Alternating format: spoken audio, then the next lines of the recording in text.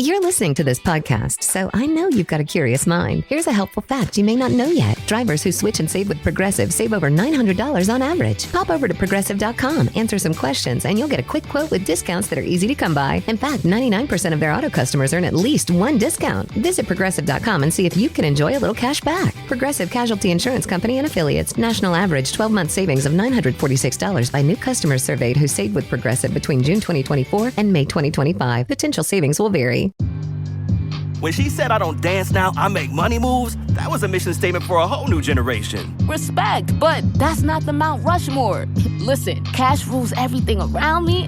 When that line dropped, it changed the whole hustle. The greatest tracks are never finished. They're just debated forever. Introducing the Sprite Living Track List. 50 tracks that shape the culture from 6 decades of hip-hop. Scan the QR code on a Sprite or Sprite Zero Sugar to see the full breakdown. Obey your thirst. Sprite. You know what they say, 4 wheels move the body, but 2 wheels move the soul. Poetry, mate. But don't think my motorcycle or my soul will be moving anytime soon. Got a flat tire.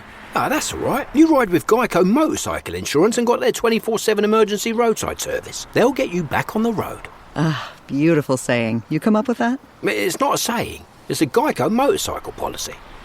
Tomato, tomato. It feels good to ride with help. It feels good to Geico. Emergency roadside service is optional coverage. Well, hello there, my friends, and welcome back. My name is Stephanie Safarian, and you're listening to episode 599 of Sustainable Minimalists. This is a listener-supported show about intentional and eco-friendly minimalist living. And on today's show, we're talking about joy. Specifically, we're talking about that platitude that you may have come across in your life. And it, of course, is joy is an act of resistance. I hear it all the time these days. Joy is activism. But is it really? Or is it just something we tell ourselves to make ourselves feel better, to make ourselves feel less guilty for feeling joy in a broken world? Well, my guest today argues that joy is indeed an act of resistance, and we all should be prioritizing more of it each and every day, not as a means to distract ourselves from the heaviness of living in 2026, but instead as a tool to help us continue to fight the good fight. My guest today is Cheryl Luchin. Cheryl is a 2-time, now 3-time guest on the show. I have linked to her previous episodes in this week's show notes. But Cheryl is an environmental attorney, a geologist, and an author. She has a new book out now. It is titled Party on Purpose, Your Complete Guide to Eco-Chic Entertaining. And our show today is really split into 2 parts. In the first part, we're talking about joy and resistance. And in the second part, we are talking about Cheryl's favorite way to practice joy. And that, of course, is to be in community with others. Cheryl, oh my goodness, 3rd time is a charm. So happy to have you on for lucky number 3. How are you? I'm doing well, all things considered. How about you? Exactly the same. I'm doing well, all things considered. Why don't we start by you just reminding my listeners who you are and what you do, and maybe we can even give a little teaser into your new book, your 3rd book. Congratulations. It's titled Party on Purpose, Your Complete Guide to Eco-Chic Entertaining. Give us all the details. Let's see, in a nutshell, I am a former geologist and environmental law attorney. I went into those things thinking that would give me the tools I would need to save the planet, and I did not find them there. And then I had children, and that's when it really hit me. I've really got to figure this out, and I've got to do something more. And I started writing, mainly for my own therapy at first. But the essays that I wrote became my first book, Love Earth Now, which is exploration of how do we deal with this and how do we respond to what's happening on a very personal level? What's for me to do? And I encourage people to find for themselves what is for you to do. And people didn't really like that answer. They wanted to be told what to do. Just tell me what to do that's going to fix everything. If I knew that. That kind of led to my second book, which is, okay, we really want to know what to do. And I outline problems, sure. I also showcase groups who are doing things. If we're not meant to be solving problems all on our own, there are groups. Find a group, be with your people. And in the process of doing interviews with those groups, I met someone she runs the Northwest Climate Gathering in Thunder Bay. And I asked her, how do you get people to show up to talk about hard things? Come talk about climate change. Guess how many people? And she said, you don't. You throw a party. Ask them to bring a bag of chips, contribute to a potluck, and we're all going to meet for a party. And there's going to be conversation. And that just stuck with me. And I started thinking about it more and more about how do we get people to show up. And also one of the benefits of when we talk to each other about things instead of just, as I tend to do, fuming in my own little head. And yeah, it's so much more freeing to think about how can I make it fun as opposed to how can I get people to listen. Yeah. So your new book is all about throwing eco-friendly parties, finding joy despite the big problems that we're facing. You mentioned environmental problems, but I'm sure a lot of my listeners are thinking about democratic problems. They're thinking about genocidal problems. They're thinking about systemic racism and other forms of discrimination. Yeah. I submit that it all ties together. It's all setting aside the other, and Earth is the other, so we can just abuse it. These people are different than us, so we can abuse them because they are the other. So I get it. I am concerned about all those things too. And I think for me, it comes down to the same source, which is this idea that I am separate from these people. I am separate from my planet that sustains my life. I am separate from community.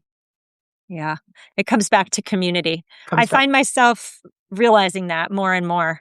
The antidote is in others and in community. And yet we have this loneliness epidemic in which we're separated, we're isolated, we're lonely. By and large, the vast majority of us are not in community. And that's why your book is so important for this time. I, hear the phrase all the time, joy is an act of resistance. I hear that all the time. In your book, you say joy is activism. Can you talk to me a little bit about that? Because on the one hand, I hear what you're saying. Let's have a party and let's find joy and be in community, because when you're in community, we're not othering anyone or anything, right? But on the other hand, too, just the phrase joy is an act of resistance can sound like a platitude that helps counter the guilt we feel when Absolutely. we feel finding ourselves feeling good in a world that's literally on fire. Literally outside, before we hit record, I was talking about how the wildfire smoke from Canada is really affecting New England at this precise moment in time. So talk to me about joy as resistance. Is there some meaning there, or is it just a platitude?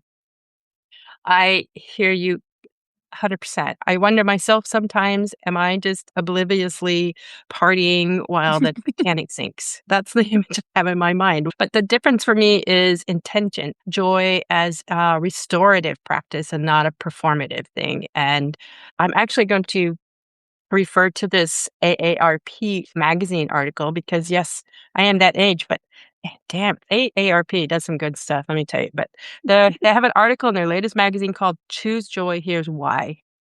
And they quote author Carrie Burnright, and she says, don't confuse joy with happiness. Happiness can ebb and flow and depends on external circumstances, but joy means looking inward to find a sense of well-being and contentment, even when confronting illness, loss, or other realities of life. Practicing joy helps cultivate internal strength, resilience, the ability to grow, connect, adapt, and give no matter what's going on. And that, to me, what more can you say about resistance and activism? And you've got to be able to have that ability to adapt, to be able to be just awake and aware of what is happening. Yeah. I'm going to just be honest with you, Cheryl. It's hard for me to find joy, to feel joy, to seek out joy these days. I mean, I feel gratitude. But first of all, I don't have time to feel joy in my life because I'm working 2 jobs and raising 2 children. And in my spare time, I just feel so emotionally drained from the mere fact that I'm aware of and tuned into and plugged into all the world's problems. So I don't even feel as though I have space in my life for joy right now. And I know that's crazy to say, and you're going to tell me I'm wrong in a minute. But also, when I do feel joy, I kind of feel guilty about it. Who am I to like be seeking out joy when there's so much misery and sadness and struggle in the world right now? Like when babies are being murdered in Palestine and when people are dying of extreme heat, when democracy is dying before my eyes here in my home country, like I guess I feel guilty for feeling joy. Can you tell me why that's wrong and why I shouldn't? No, I get it. I struggle with those things as well. And to me, I agree. Practicing joy. What does that mean? How do you practice joy anyway? It does feel like a heavy lift in this environment. And I remind myself a couple things. One is nobody ever got better because I gave up having fun. No situation was ever resolved. No baby was spared because I sat home being miserable instead of having a party. And so I'm not suggesting that it's maybe an easy thing. It does take some mind shift, I think, and willingness to see it in that way. I mean, you said it perfectly when you said like me being miserable and joyless also isn't solving any of our big problems, right? Right. So thank you for that. You kind of lifted some weight off my shoulders, let's say. But I would love to talk about exactly how joy is activism or joy is resistance, because there's some dots there that need to be connected for the average person, the average listener, I think. So in that AARP article, which I think I want to read, you mentioned some of the ways that joy Mhm. is resistance. Can we pick one and talk about it? That's a good question. And I like this one because I'm a lifelong learner, but one of them is grow. Stay curious, learn something, stretch yourself, keep reaching. Growth keeps you engaged with life. And that's part of what my go-to therapies is playfulness, doing little art projects. I'm not an artist, but I do my little collage pages and that kind of thing. Music is always a state changer for me, and it's a good tool. But it's finding those little things in everyday life, even noticing, really listen to your child laugh. You get used to it, you kind of tune it out, but really just give yourself a moment to listen to the child's laugh, look at the garden, look at what's growing. In spite of everything, nature keeps showing up for us, and that is a miracle, and it's amazing, and we should be on our knees grateful for that every single day. And so it's being present, it's being willing to stretch because if our practice is not, how do I wake up every morning and think about joy? It's going to take it's like you're exercising a new muscle. Yeah. What you're speaking to there, I think, is that joy, the emotion, and also the act of seeking out joy helps move out energy, right? Audre Lorde says that joy is an energy for change. So, like, joy counters the rigidity and control of some of the oppressive structures that are holding us down, holding us back, I love that. capitalism being one of them. And so joy helps move out that energy and bring some new energy in, which I think is fascinating. It's a fascinating take. And also, it makes me think too, I talk about exercise a lot on the podcast just because running is such a huge part of my life in terms of moving out stagnant energy. Like whenever I feel stressed or angry or frustrated or stuck, I just go for a run and it moves energy. It clears it out so that I am rejuvenated and refreshed and ready to go back into the fight. Right? So just some thoughts there. I've been doing a lot of reading on joy as resistance. And I read that joy also is a celebration at the end of the day. It's a celebration of abundance. Like we here in the United States are fully in the scarcity paradigm, the scarcity mindset in which there's not enough. We need to take what we need and take even more because there's not enough and life is a competition and some rise to the top and others fall. That's the scarcity mindset. But celebrating joy, and especially celebrating joy in community, is the complete opposite, right? It's about celebrating abundance. It's about sharing. It's about noticing your blessings and sharing them, literally sharing them. So I'm wondering if you have any thoughts on joy as a direct opposition to the scarcity mindset, which is so prevalent here in the United States. Absolutely. I think you said that very nicely about community is about abundance. I'm going to write that down because it's good. I think too that part of the strategy of let's just say the powers that be is to keep us isolated and turning on each other because there's power in community and there's power, that Margaret Mead quote, never doubt that a small group of people can change the world. Indeed, it's the only thing that ever has. And so it's also an act of resistance just to, yeah, damn it, I'm going to get together with my friends and we're going to have fun. Yeah.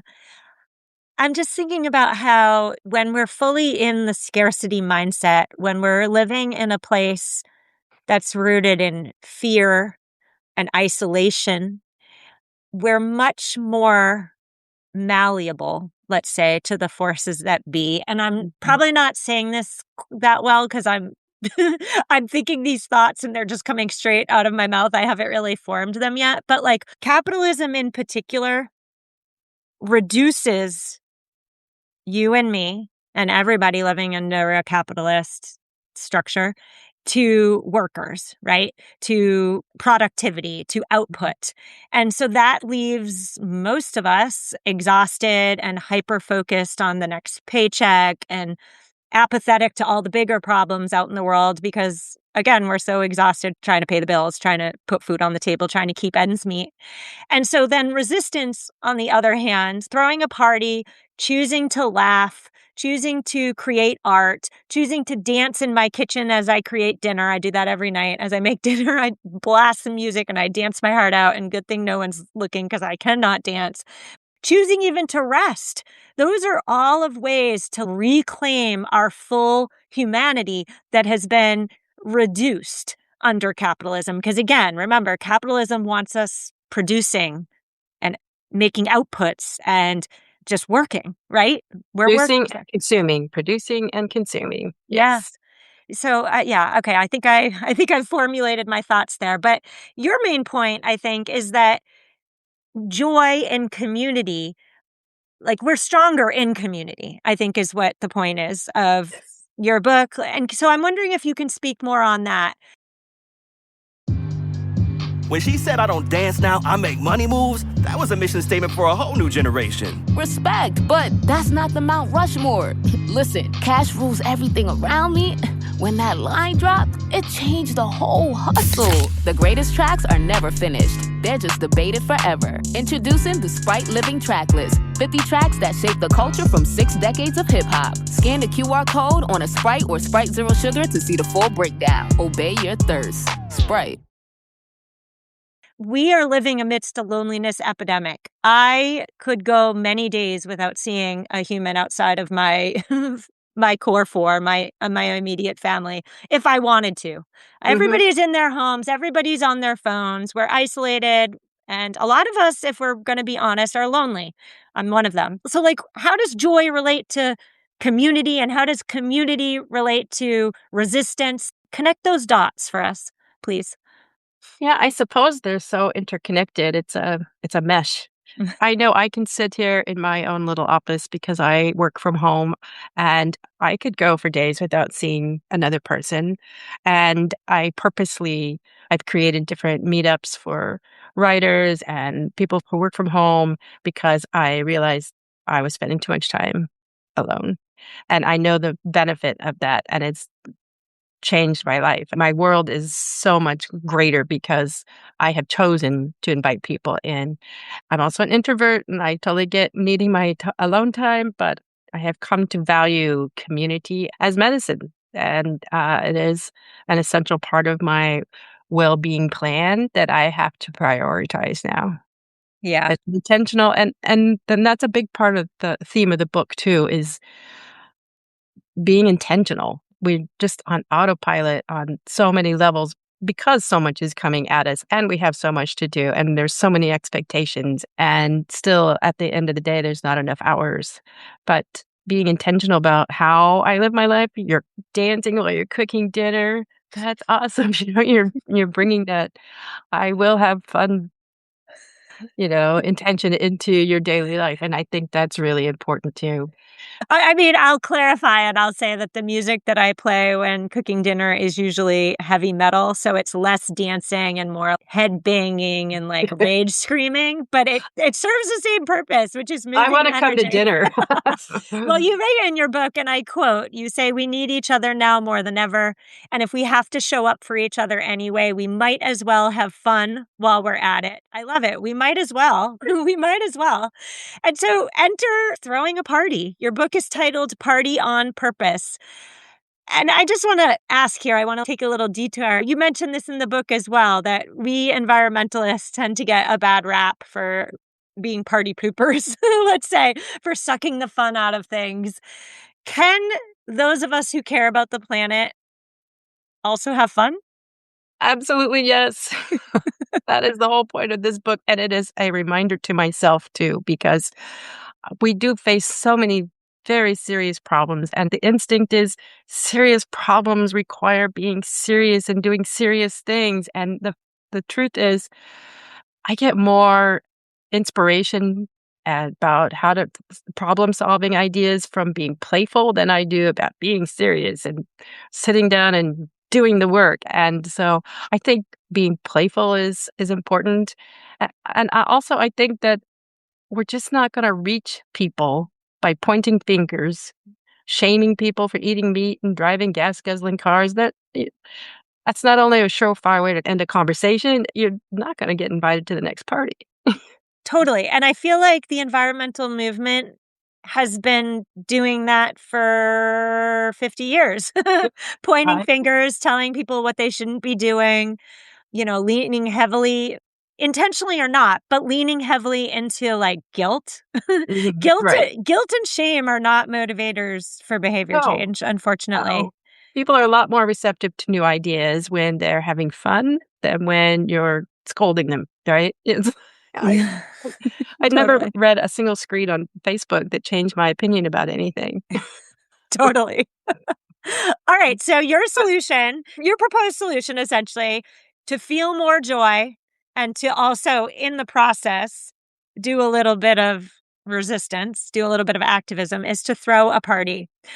But even adults' parties, I feel like there is pressure to buy stuff on Amazon that shouldn't exist to elevate the party. And I think it's really just keeping up with the Joneses in adult form in a new way. Like your cheese board has to have these fancy little chalk nameplates so that everybody knows what the cheese is, or the napkin holders need to be of the latest single-use disposable whatever. It just seems like we're always trying to up the game.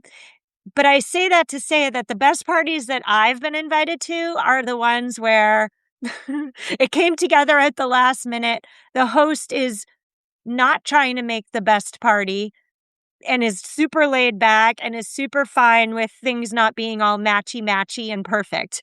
I want a messy host. I want somebody who needs help in the kitchen. I want somebody whose side dish maybe didn't come out as perfect. I want to see some vulnerability and I want to experience some true connection. Yeah, the goal is not to have a perfect Pinterest-worthy party. The goal is to gather. And so Yes. if you can just gather, you've succeeded. You've won, right? And if you want it to be memorable, it's the little things that you do that I submit than more than buying something off of Amazon that make it memorable. Maybe it's a game you get people to play, or it's the songs that you play. It's just this is the perfect playlist. And everybody's like, wow, this is, those kinds of things are more memorable to me. Of course, the conversation and getting people to converse and share stories is wildly more memorable to me than whatever was on the table. I had no idea. 100%. The memorable part comes in what happens between people, the connection that's formed. Yeah. The memories do not come in the perfect tablescape or the swoon-worthy blueberry pie that took you 6 hours to make because you decided to make the crust from scratch. Nobody's going to remember the blueberry pie, but they will remember the connection they had with others over the dinner table. Yeah. Okay, so that brings me to my big question, Cheryl, which is, well, let me back up and say, we could sit back and wait for the invitations to come rolling in. But I'll speak for myself and say I've been sitting back and waiting for the invitations to come rolling in, and they're not rolling in. Like, nobody's inviting me over. So if we need people and we're stronger in community and finding joy in people is an act of resistance, but nobody's inviting us over, then we have to then be the hosts, right? Like, we have to step up and do it. And now here's the big question. The question is, I am just so tired. Cheryl, I am so tired of being the person who invites people over. I'm so tired of fighting against all the horrible things that are happening to this planet and are happening in this world. I am just exhausted, and I just do not think that I have it in me to host anything. Yeah. So convince me. Why should I anyway? A couple of things. First of all, I completely relate, and exhaustion is real. That said, number one, hosting doesn't have to be at your house. You can host a coffee clutch at a local coffee shop on the first Saturday of every month and get together with people. And that way it's set up. You don't have to think about it. You don't have to check schedules. You've already got it in place. First Saturday of the month, we're going to take time out for coffee for an hour, or take your party on the road. I was inspired by this bookstore crawl that I saw. So I set up a little map of different bookstores, indie bookstores in my area. And I'm like, I'm going to make this eco-chic by only choosing bookstores that are within walking distance of a metro stop. So we're going to ride the train together. A lot of people in LA still have not even been on our subway trains. So it's going to introduce them to this fantastic form of transportation we're building, and some independent bookstores, and it's going to be in community, and I don't have to clean my house. We're going to go other places. Yeah. And as you're talking there, Cheryl, I'm thinking about how we're really combining two different topics into one with the assumption that they're the same. But the first, of course, is that joy is resistance. And the second is that joy is found in community. And yes, it certainly is. But if nobody's ready to host a party yet, or host a gathering, or they feel strange or weird that nobody will show up, or whatever the thing is, that's fine. Just table it. Like, it's a seed planted in your brain. Joy is still resistance, though, right? Because they're two separate topics. So if you're not ready to host a party or be in community with others, you're not ready for that, you should still be prioritizing joy. That's my takeaway from our conversation today. And I thank you so much for reminding me that we should be dancing to heavy metal in the kitchen. We should be singing in the shower. We should be sitting in our yard and just staring at the trees if that brings you joy, and not producing, not providing output. We should be resting. We should be smiling more. We should be doing all the things that light our souls up, because we're human beings. We're not machines. And again, like, all together now, joy is activism. Joy is resistance. Absolutely. I do have a party style in the book called Party of One. If you want to have your own party with just you, yourself, and you, but plan it like a real party. Like you would give it at least as much attention you would if you were having guests. What would your guest party of one really enjoy, and go all in on it? Because that's, yes, joy is restorative in whatever ways you get it. Yeah. And I'll also just say, too, to really beat the dead horse, like, we're only on this planet once, probably. I mean, I don't know. I don't know what happens after death, but I think I'm only here one time. And so I might as well suck the marrow out of this one time and fully live, and not feel guilty for feeling joy when joy pops up, but really just taking those moments and fully being present in them. I think, why the heck not? Because like you said earlier, feeling miserable and feeling guilty isn't going to solve the world's problems either. But restoring yourself when we're feeling drained and emptied by everything that's out there, that's absolutely essential if we're going to have any kind of impact in the world, or for ourselves, for our families. We've got to fill that proverbial pitcher up And joy is a highway, super highway to doing that, I say. Love it. All right, Cheryl, tell us your new book. It's out now. It is beautiful. It's called Party on Purpose, your complete guide to eco-chic entertaining. There's so much in there that we didn't even cover today. But tell us, where can we find it? I do want to mention that you mentioned it is beautiful. The graphic design was all by my daughter, Chloe Meyer, and she really made this book, unlike my others, something that people want to pick up and look at. I'm at CherylLugin.com, but you can also just go to party-on-purpose.com to go straight to get information about the book. It's on, the dreaded Amazon and such, but it's also on bookshop.org, which I recommend to people. If you want to support any indie bookstore anywhere, you can buy my book through bookshop.org and identify your indie bookstore of choice. It's also on Kobo for ebooks and most of the usual places. Love it. Cheryl, thank you so much. I always love talking to you, and I cannot wait for you to write your fourth book so you can come on a fourth time. Thank you so much. Thank you. Listeners, that's a wrap. My friends, show notes are at mamaminimalist.com/599. We'll be back next week. I'll see you then. I've got nothing else to say, so we will wrap it up. Reach out if you need me.